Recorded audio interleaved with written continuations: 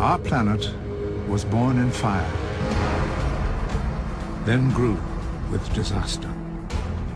Yet even then, the elements of life were present. Water was soon present on the surface. When calm, it would provide a sheltered cradle for the first life on Earth.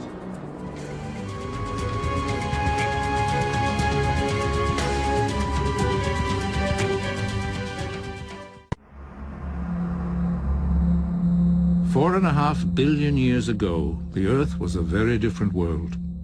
Under layers of thick gaseous clouds was a planet still hot from its birth, with an atmosphere both dense and crushing. The early planet was probably only a tenth of the size that it is today. But it was to grow, and that chance and violent growth would prove crucial to life's history and to what we are today. The early solar system was far more crowded than now. Where today the four inner planets orbit, 4.5 billion years ago were scores of smaller planets orbiting the sun. Orbits of some were drawn by gravitational force towards each other. Encounters of awesome magnitude were unavoidable.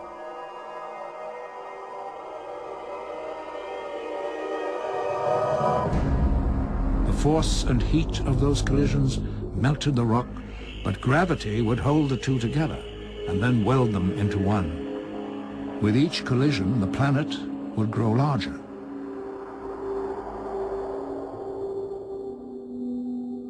We believe that of the four innermost planets, Mercury was formed by only one or two such collisions, while Venus, almost the size of Earth, was formed by 8. Mars may have escaped any collisions. But Earth grew largest, perhaps from as many as 10 impacts.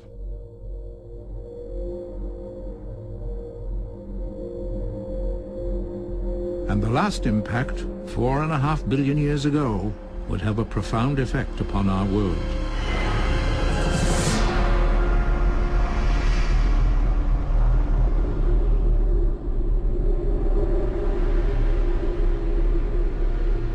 The giant body crashed into the center of the planet and gave Earth its iron core.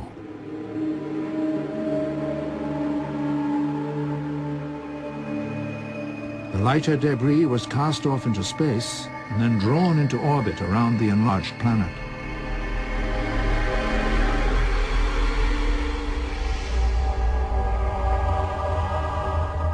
For some millions of years, the Earth had rings like the planet Saturn. Smaller collisions continued, and from that debris was born our moon.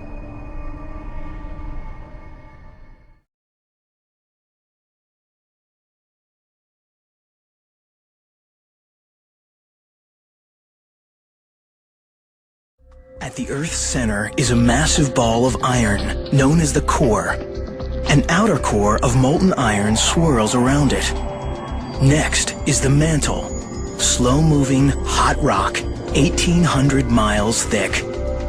In contrast, the crust, the part we live on, is thin.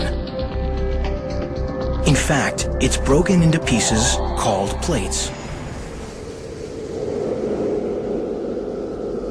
4.6 billion years ago, a continual rain of meteorites pounded the molten Earth. Each strike brought with it more rock, making our planet bigger and scattering metals over the surface.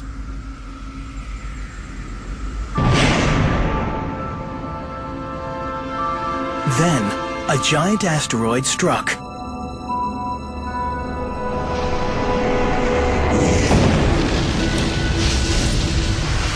Its massive iron core didn't stop on the surface.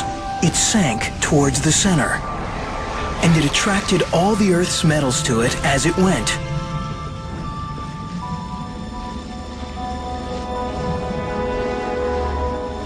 The asteroid's lighter, rocky debris went spinning around the Earth. The fragments were drawn together by gravity. Within a year, they formed our moon.